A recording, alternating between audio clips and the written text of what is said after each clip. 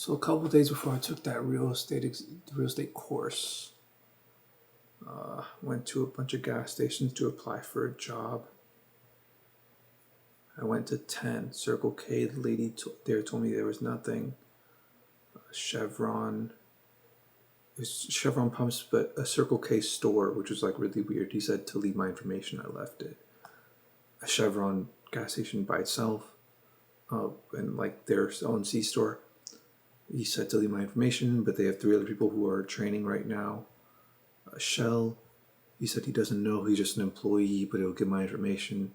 Chevron, he said he doesn't have anything. He said they don't have anything, but they took my contact anyways. Raceway, he said to come in the morning because the manager will be there.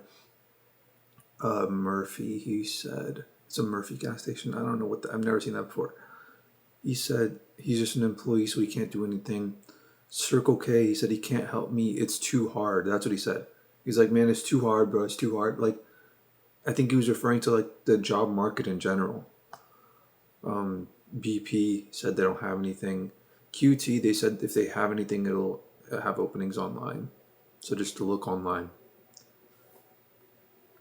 So yeah, took that. Took the real estate course at Barney Fletcher. The water here tastes like C2 water. That was one of the things I wrote down. That was one of the first things I wrote. The water from like it was the same thing as the C2 thing.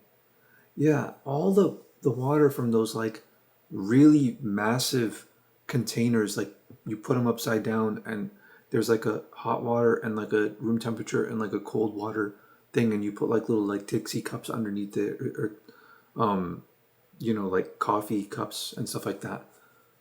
All that water tastes the same. But yeah, the class moves really slow because they have to leave nobody behind. In a room of normies, I will never be the slowest or highest maintenance person in the room. I can carry my weight because I really don't weigh much. That said, the benefit of this class seems to be that it sucks at actually preparing you for the, I said for the course, I meant for the test, whatever. They spend all their time teaching you verbally what you could just read. People come in late and they go, we went over this, read it on your own. She teaches in a way that I don't like. She tells people like, this is what you highlight. Everyone highlight this. Just reading it and focusing on it helps me remember better than highlighting. And she also speed reads and changes up words as she's speed reading, so I can't follow along like that. She uses different vocab words, so I have to focus on 2 different things at once. And it still hasn't set in yet, and it's really annoying.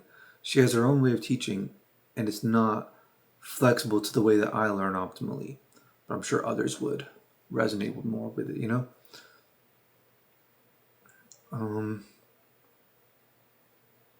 It's just, she describes examples. It's hard to get a clear picture as to what she's actually, like the visual of what she's actually describing, because she's so familiar with it. She says all these vocab words.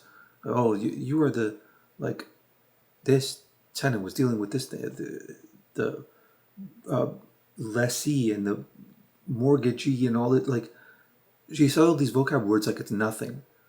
And a lot of these things I didn't even know what they meant. So, let alone knew the E and or for each thing, and trying to figure out what direction the money or the responsibility is going in. I have to like lay it all out in my head.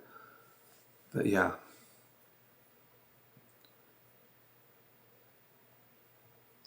If you are the tenant and you want to kick out a landlord that shouldn't be there, then just a note about bundle of rights.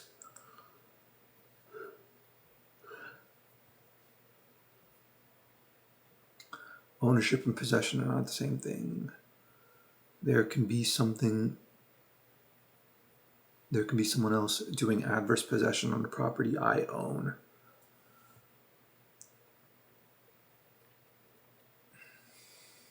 I own my girl. The mother of my children belongs to me. Her existence belongs to me. I own her, but I don't possess her. I don't take possession. Sometimes I do if she wants me to, but there's many forms of possession. There's like demonic possession and stuff like that. If anything, the kids have possession of her.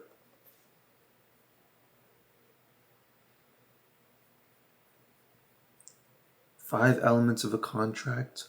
LOLCA, LOLCA. LOLCA, like LOLCA. Because if you rely on contracts, you're a lolcow. Legal, purpose, offer, legally competent parties, consideration, and acceptance. I think memorizing that is important. I'm going to leave this note here so I can go over it a few more times.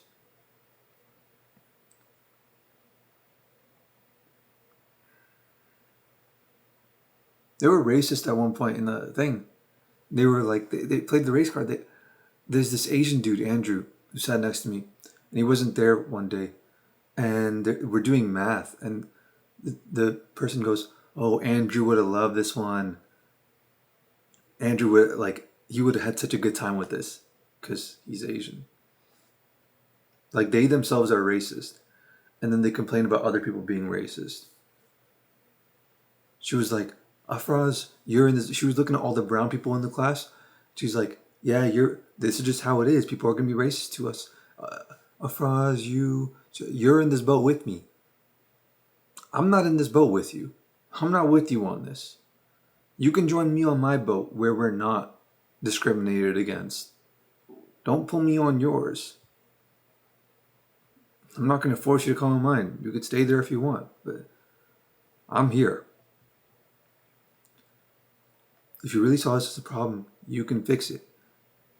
If you have money, you should give people loans instead of relying on the racist people that you claim to rely on. They're people too. If you need to get loans from them, why don't you give a loan? What's stopping you from giving loans? And then we reach the crux of the problem and why real estate is fucking pathetic and for losers anyways.